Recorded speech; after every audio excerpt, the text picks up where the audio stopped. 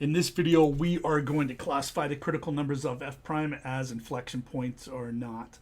So here we have a function, and if you haven't watched the previous video for this, what we did was we took the derivative and then the second derivative, and we generated this little sign diagram for the second derivative.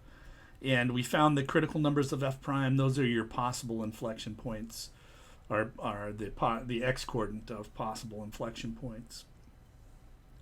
And what you need to do is to take a look at this second derivative here.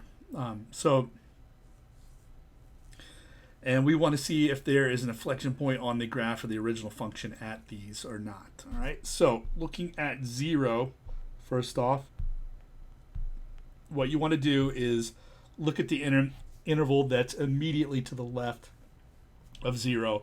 And we can see that there is a negative sign here. That means that the original function f was concave down on that interval.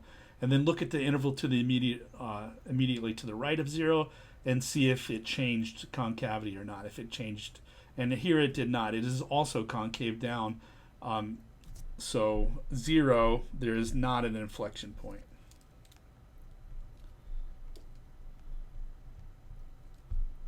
On the graph corresponding to that critical number of f prime.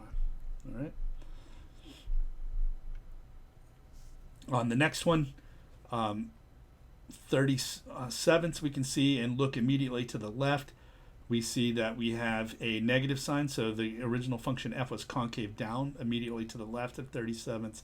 And then on the other side, it was concave up. So there is an inflection point.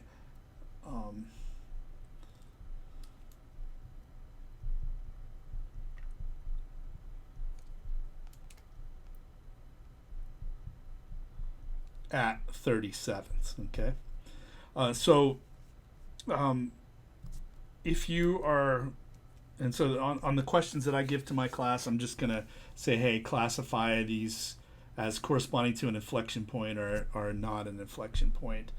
But if you have another teacher, then they might ask you for the point itself, right?